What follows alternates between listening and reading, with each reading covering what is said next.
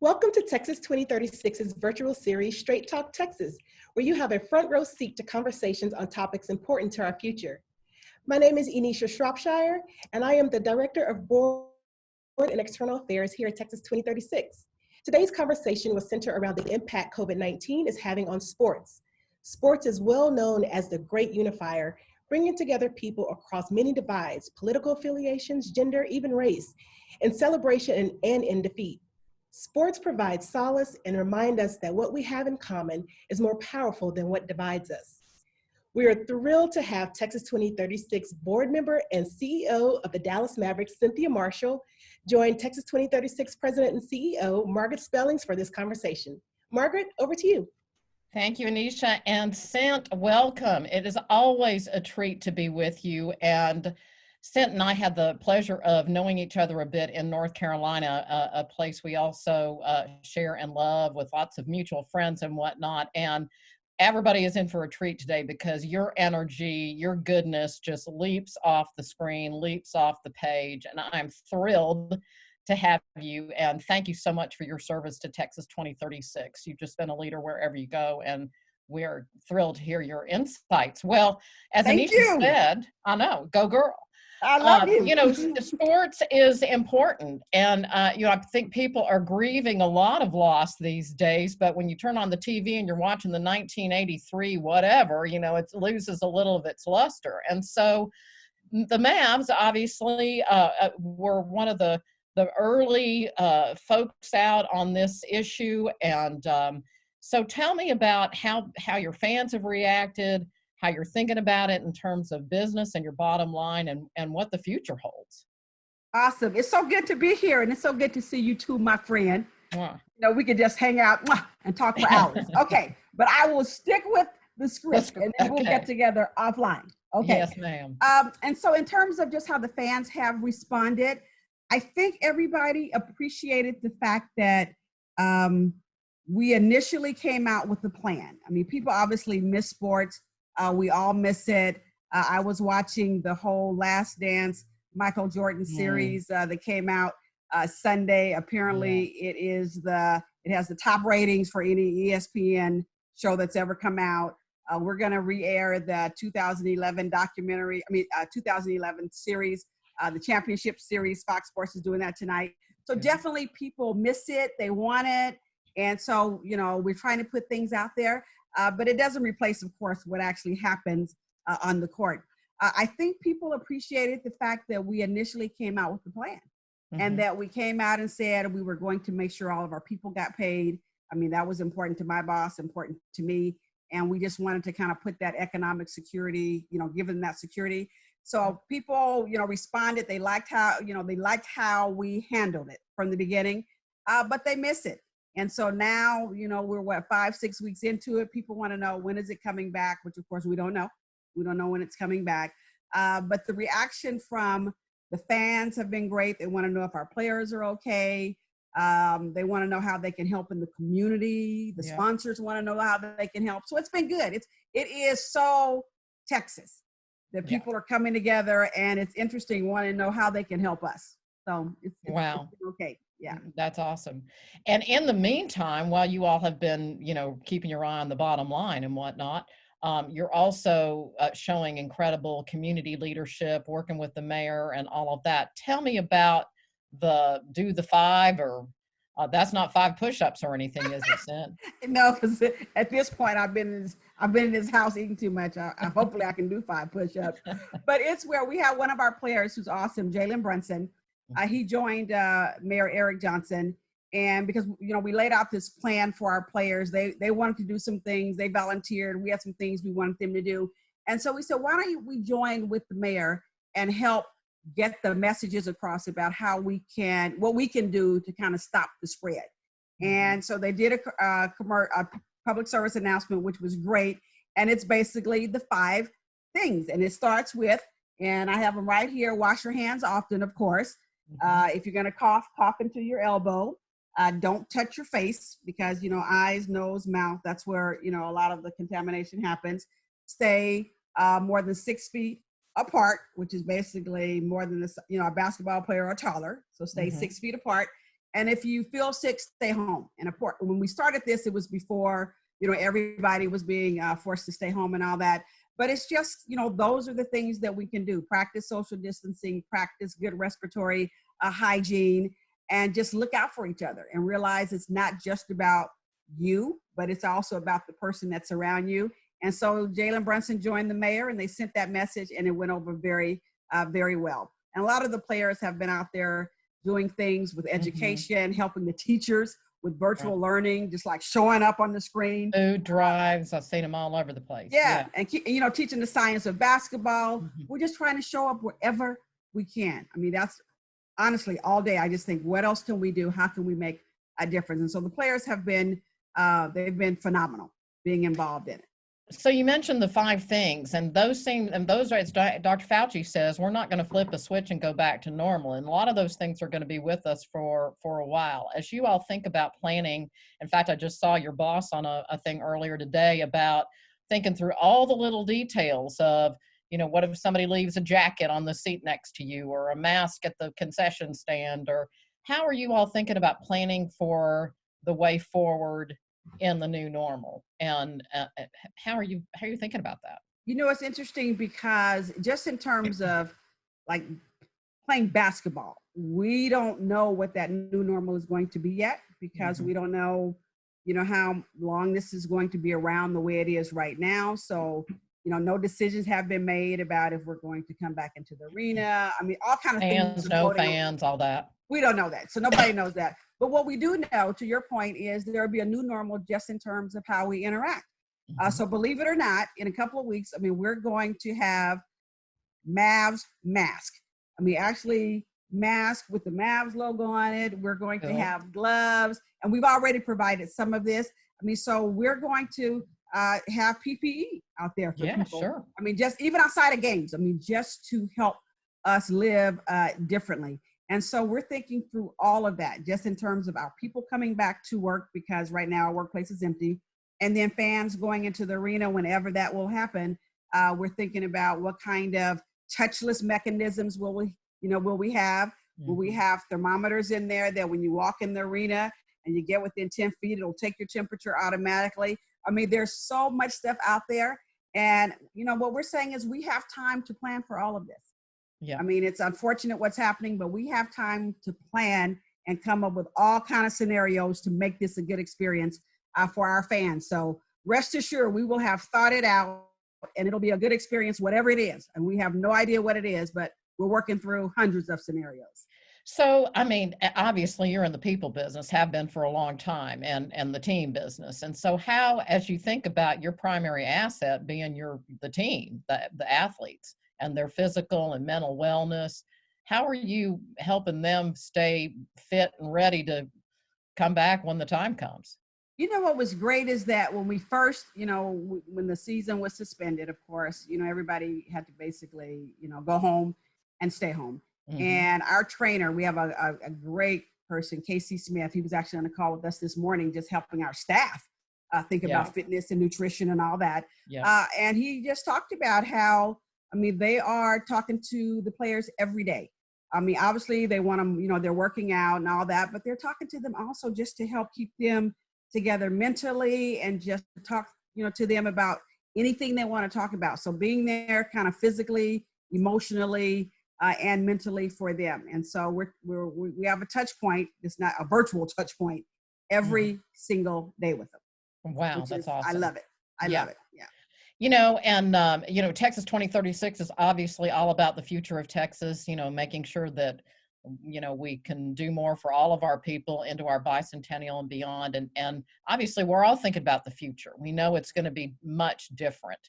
And so as you think about the future for your industry, your team, and yourself, how do you kind of keep it in perspective and think, what is the world going to be like, and how am I going to adapt to it? How's my team going to adapt to it? How's my industry going to adapt to it?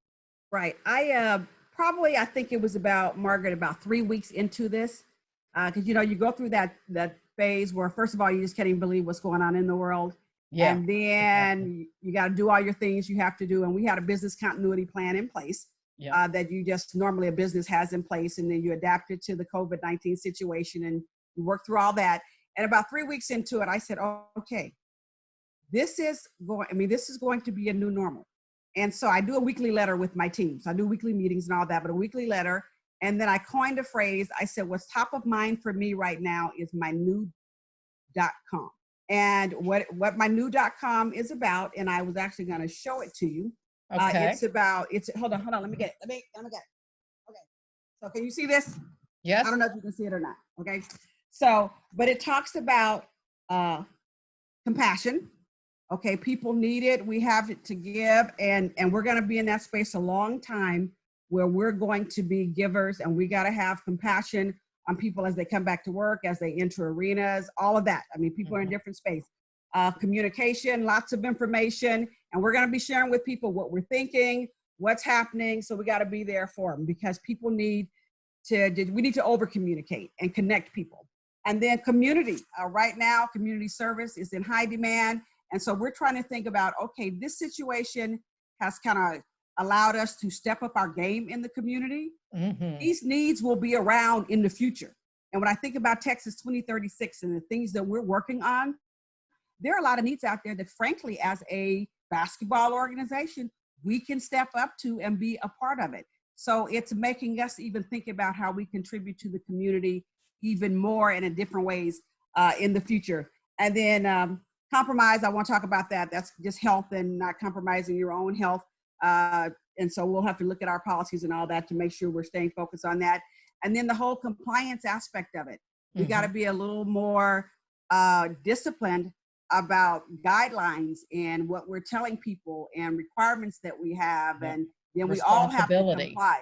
It is totally different. You don't normally think about that when you're going out to an entertainment event or whatever. So I told them, I said, we're going to take this new.com and the things that are top of mind and the things we're thinking about right now, look at kind of our future plans, and we will have a lot of them, okay? And make sure that all the feelings and the things that we're doing right now, it carries into the future. Because even though we're kind of forced to come inside, and that's what I told my team, we were forced to come inside. We didn't ask to do this. I mean, you know me. You know I do not want to be in the house, okay? Right. But we were forced to. We didn't have a choice. But we do have a choice about how we come out of the house. We do have a choice about how we emerge. It's like with Texas 2036 and how we're trying to make good decisions and make good choices so that when we get to that point, we will be fine as a state. And so I said, we get to decide how we emerge from this and how we come out.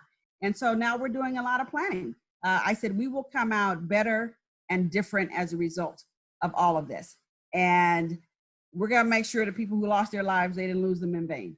I mean, we got to be better. We got to be different.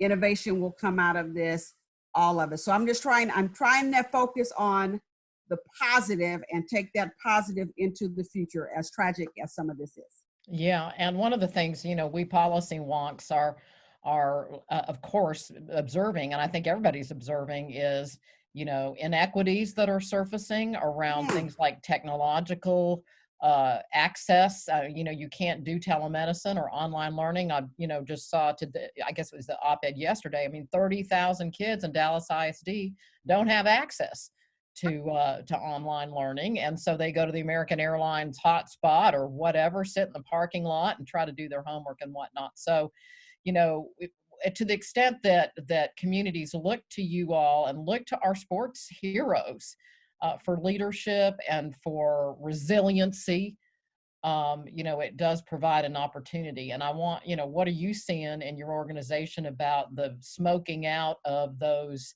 policy issues like broadband, like education, like health differences, and so forth, and how we can go forward? You got me excited. Okay. I mean, we get together. Yeah.